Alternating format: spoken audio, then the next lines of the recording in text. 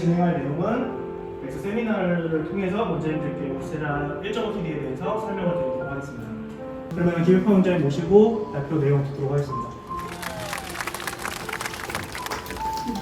네, 안녕하세요. 오늘 바우스의원 찾아주셔서 너무 감사드리고요. 저는 바우스의원 원장 김화평입니다. 네, 제가 먼저 발표를 하고 이어서 저희 고영상 원장님이 데모 시술을 진행하도록 하겠습니다. 나이가 들면서 다 노화가 있을 거고, 이 노화의 핵심적인 요소는 콜라겐인데, 이제 콜라겐이 약해지면서 탄력도 떨어지고 큰 주름도 생기고 그런 현상이 발생하게 됩니다. 눈꺼풀이나 목 그리고 이중턱에 있어서 FDA 승인받은 비침습적 리프팅 장비라고 보시면 될 것 같습니다. 이런 울세라에 대한 원리를 간단하게 좀 설명하도록 하겠습니다. 다 아시겠지만 울세라는 이제 초음파를 이용한 리프팅 장비이고, 이런 초음파는 매질에 따라서 빛을 반사하거나 산란하거나 흡수하는 성격을 가지고 있습니다. 그래서 이렇게 반사되거나 산란되는 에너지를 이용해서 시각화를 할 수 있고, 이렇게 흡수되는 에너지를 이용해서 열 인국점을 형성하여 콜라겐 리모델링을 촉진할 수 있습니다. 울세라의 시각화가 중요한 것은 이런 시각화를 통해서 안정성을 확보할 수 있고 정확한 타겟에 시술을 할 수 있다는 것입니다. 초음파가 흡수되면서 콜라겐 디내추레이션을 유발하고, 이 과정에서 염증 반응이 생성되고, 이렇게 콜라겐이 사라지면 새로운 콜라겐이 그곳에 생성되면서 차지하게 됩니다. 이후 콜라겐 타입 3에서 타입 1으로 변경되면서 리모델링이 완성되고, 이 과정에서 피부 탄력과 리프팅이 개선된다고 볼 수 있을 것 같습니다. 저는 이제 데모를 살짝 하려고 하는데, 간단하게 좀 설명드리면, 오늘은 사실 1.5TD에 대해서 데모를 진행할 건데요. 여기 있는 사진은 평소에 저희 병원에서 4.5TD나 3.0TD를 사용할 때 진단 단계에서 샷수라든지 어떤 팁을 어떻게 사용할지를 어떻게 적용하는지 간단히 설명드리기 위해서 준비한 사진입니다. 처음에 이 격자를 긋는데 보통 2.5cm, 2.5cm 크기로 격자를 만들게 됩니다. 그래서 맨 처음 위에 그 수평선은 저분 오른쪽 눈 끝에 레터럴 컨투스에서 수평선을 하나 긋게 되고, 그 다음에 알라 베이스에서 그 어퍼 트라우스 쪽으로 두 번째 수평선을 긋고, 그다음에 오랄 커미셔에서 그 베이스 이어롭 쪽으로 수평선을 또 하나 긋게 됩니다. 이렇게 해서 얼굴 아래쪽으로 한다고 했을 때 3개 정도의 수평선을 긋고, 그다음에 수직선은 그 미드 파퓰러리 라인에서 그 오랄 커미셔에서 1cm 정도 더 떨어지게 밑으로 좀 비스듬하게 긋고, 눈가 쪽에서 아래쪽으로 또 수직선을 하나 긋고, 얼굴이 큰 경우에는 그 페리어리큘러 에어리아에서 또 하나를 긋게 됩니다.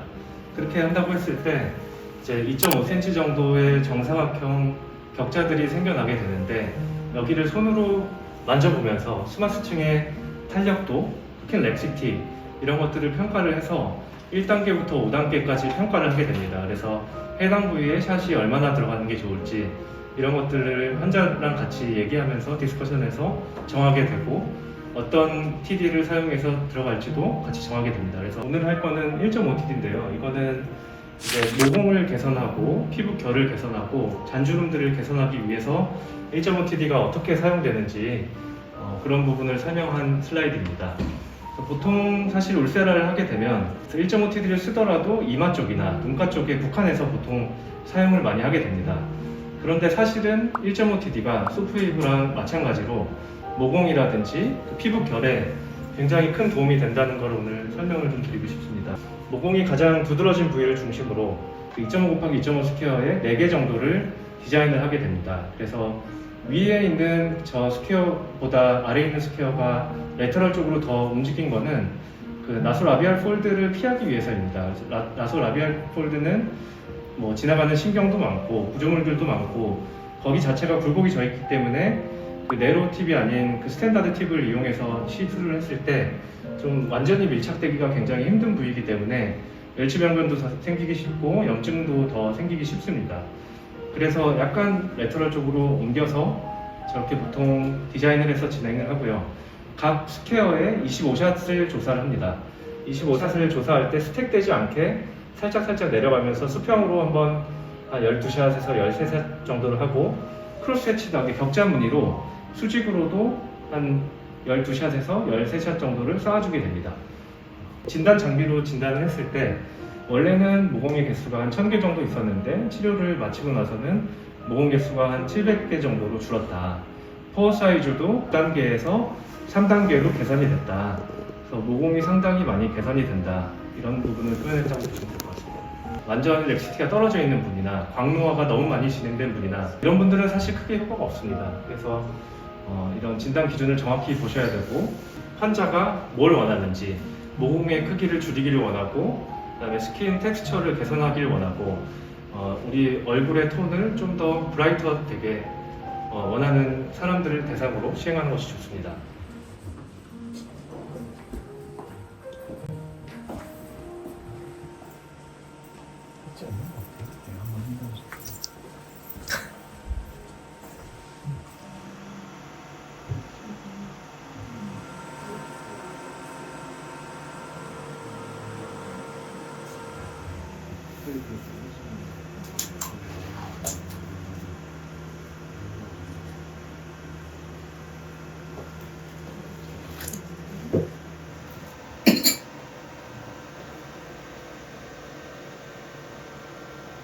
뭐 5초간 조달했는데 결국 원기둥 모양으로 스틱이 돼야 되기 때문에 최대한 소프림은 움직이면 안 돼요. 그래서 이게 실수하는 게 좀 힘든 장비고 통증도 강한 편입니다.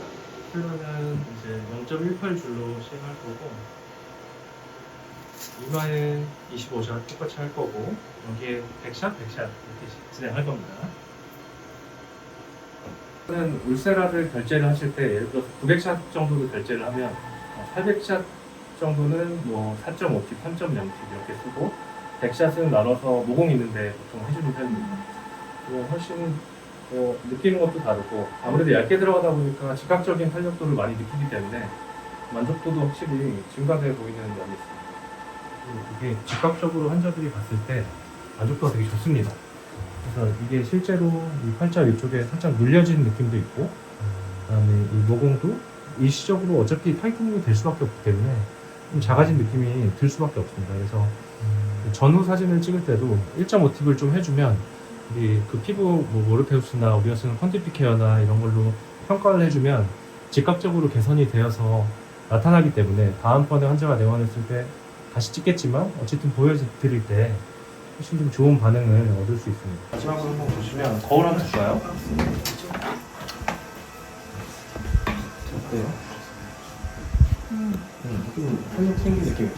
그리고 팔자가 개선되는 여기는 모공 때문에 한 거지만 사실 이 바로 옆에 탄력이 어쨌든 생길 수밖에 없기 때문에 팔자가 되게 개선된 느낌을 같이 줍니다. 그래서 수고하셨습니다.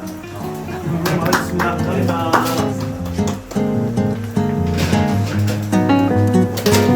식사하시고 뭐 가볍게 질문 받으실 때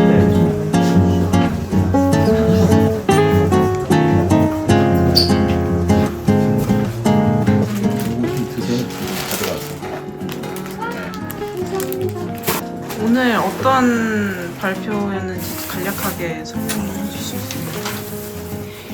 울세라에 대해서 발표하고 울세라랑 요즘 핫한 소프웨이브 두 개의 이제 같은 층을 공략하는 1.5mm, 그러니까 1.5mm 진피층의 에너지를 조사하는 그 히팅 레이저 디바이스에 대해서 비교하고 간략하게 장단점에 대해서 설명하고 그런 세미나를 가졌습니다. 그러면 오신 분들은 어떤 분들이에요?